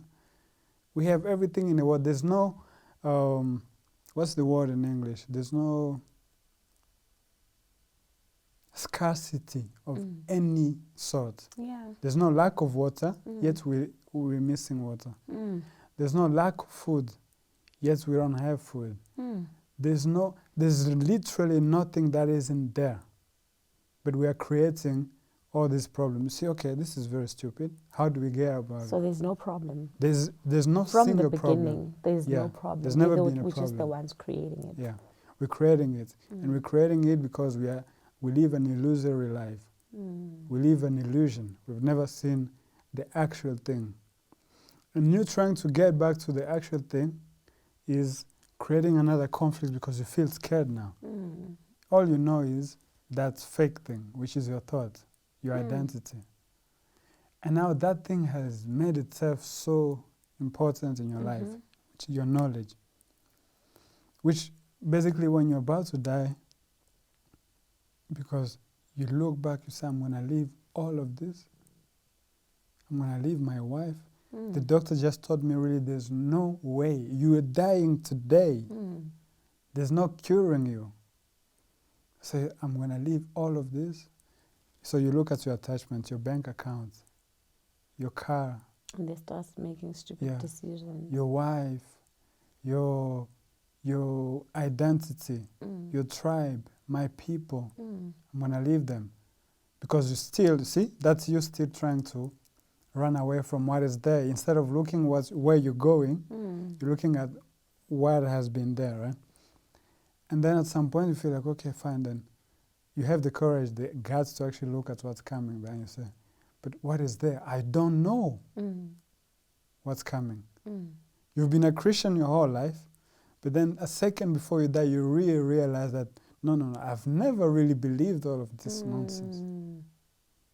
At the end of the day, I really do not know, I'm not sure. So since you've lived a life where you've never been with that feeling of I don't know, it's new to you, right? It's creating some sort of fear.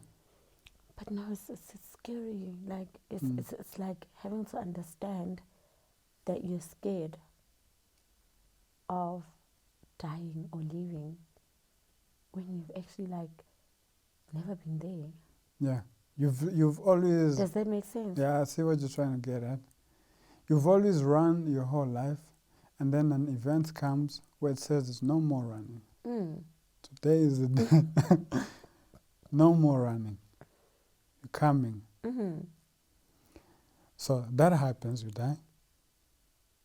I won't say I know what happens because I'm very comfortable with not knowing. I live every second of my life with not knowing. I don't want to know. Yeah. No, not even that I don't want to know. I Do you don't want know. to know? I don't know. I don't want I think to that's the or most, not want to. That's the most word everyone is uncomfortable with. Yeah. People are so uncomfortable with being honest and saying, I don't know. And actually the truth of it, of I don't know, you can say I don't know, but at the back of your mind, your conditioning, your knowledge is saying, no, I think it could be that way. But me, I'm saying I don't know. So what is going to happen at the end, a second before my death, is not different from what is happening now. Fear will never be part of that. Yes, of course, there's physical, you say, okay, let's say if it's a horrible death, the whole, change, the whole movement, it's like a car coming out of nowhere, it's a shock. And you realize that, oh, I'm gone. Yeah, I'm gone. Yeah, but that feeling of, I really don't know what the heck is going on, is with me every second of my life, right? And that's what we're scared of facing. That's what you're scared of, right? Now.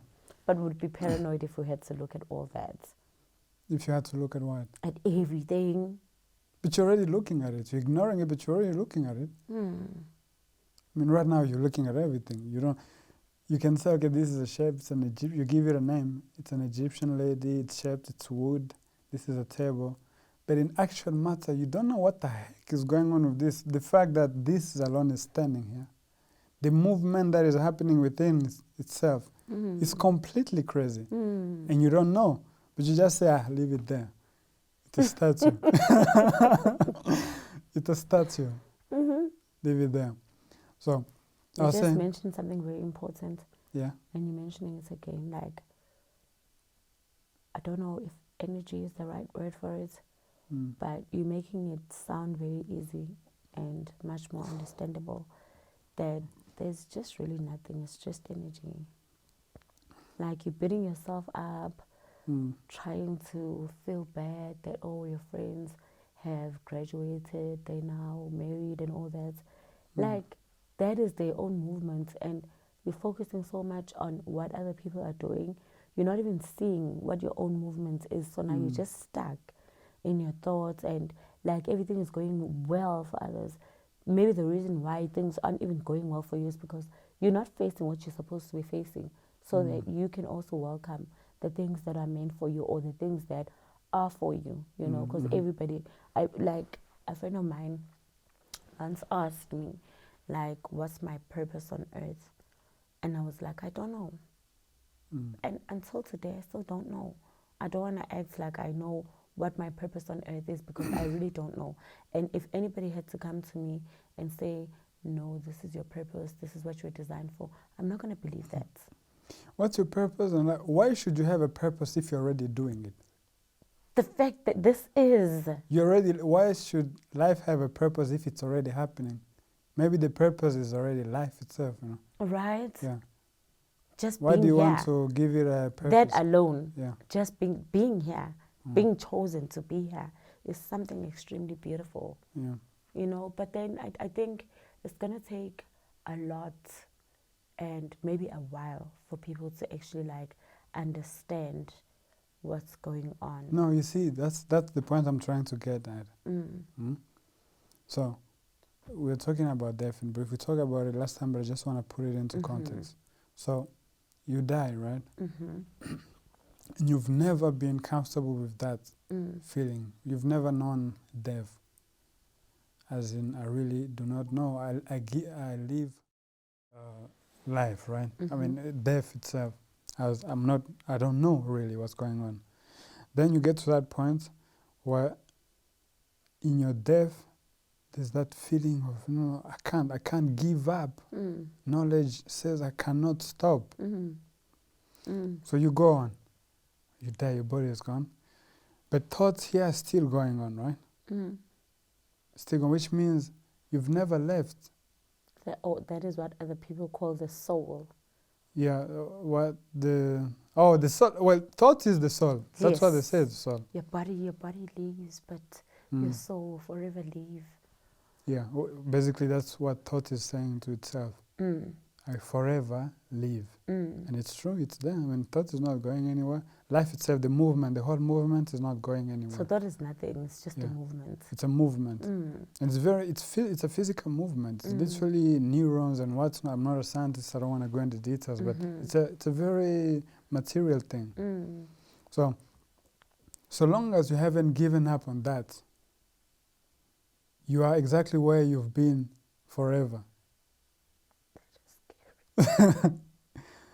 And you call that. I don't want to hear that. No, and then you say, oh my God, I need to stop this conflict. Enough is enough. Why so much suffering? And so on. You don't realize that you've never wanted to give up on that. Now someone comes along, right? Say, look, my friend, leave that thing.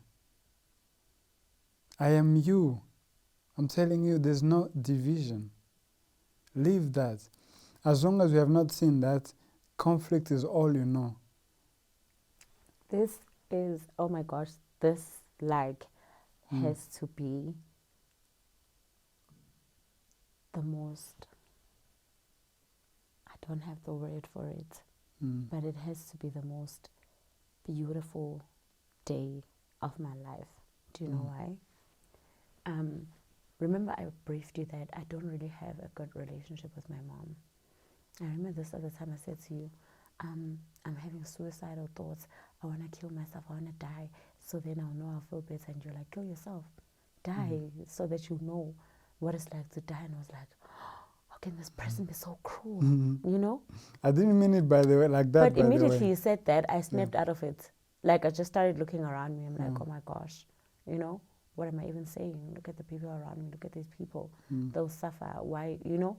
Because I was like, if I die, that means there's no return. You understand? The thoughts just escalated. I was like, no, the crap needs to go. But now, as we like talking about conflicts in general, I'm just realizing that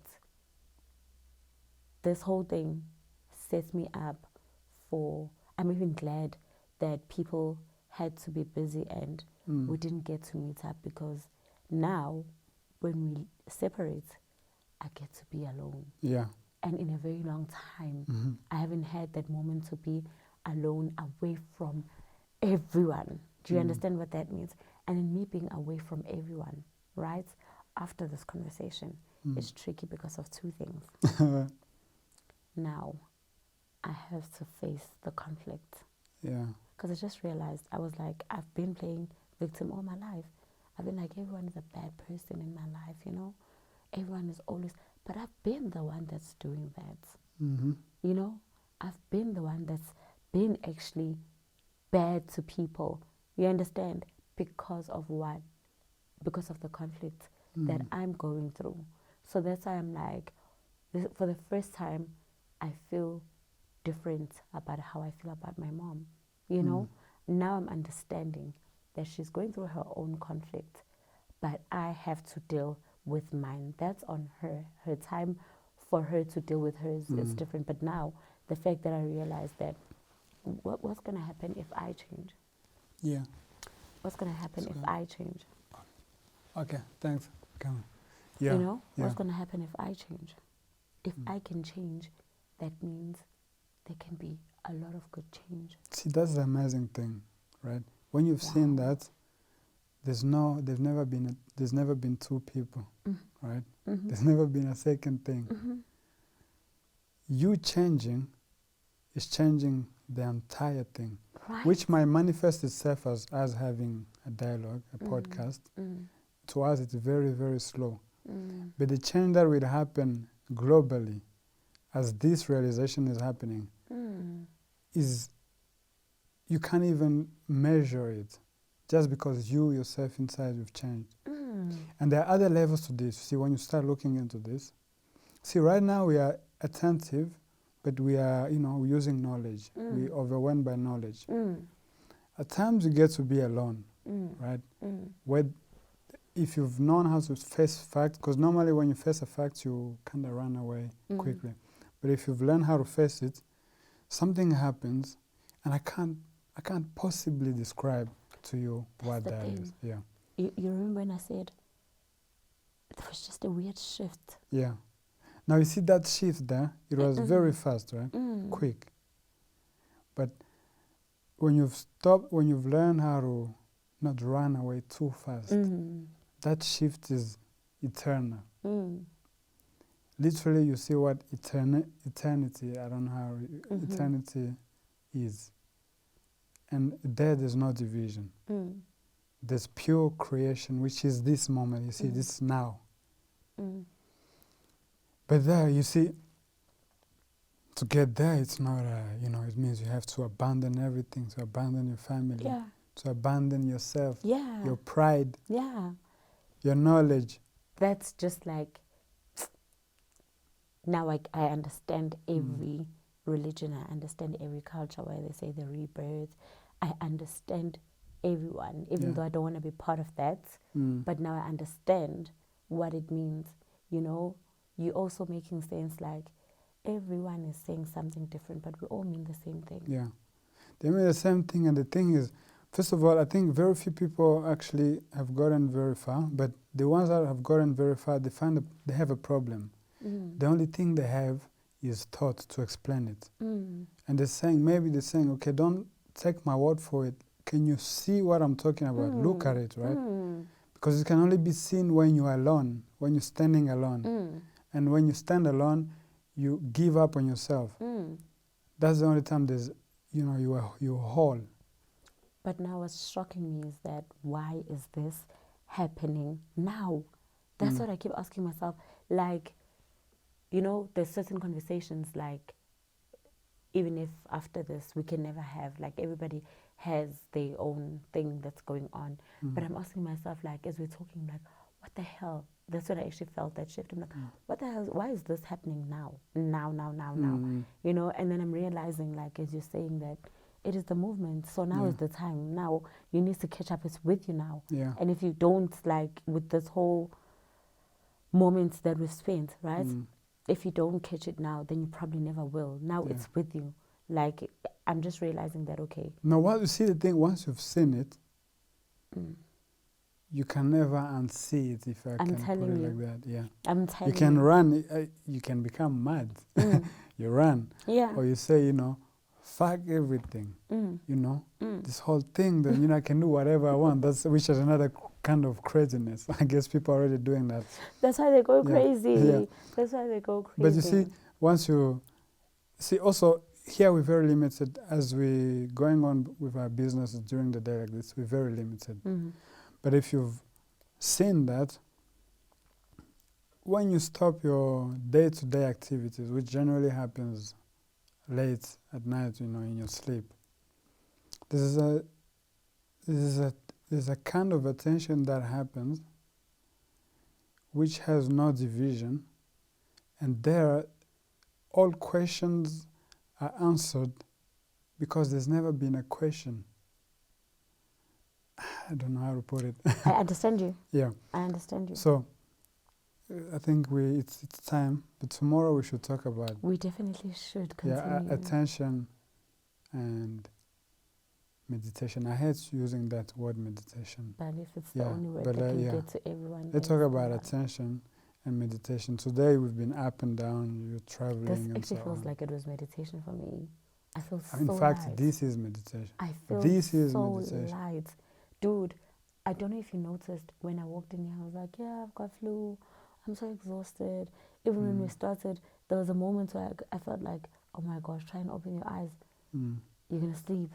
And I was like, but... You see, when you mentioned energy, you see, thinking is wasted of energy. And when I say energy, I don't mean some sort of a thing happening here where you have to concentrate like some anime character.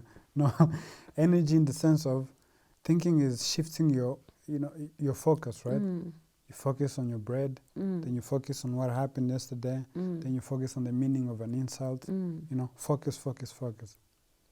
When thinking stops, means all energy is gathered, all focus is gathered, which is attention. Okay, we talk about attention tomorrow. That is energy. Yeah.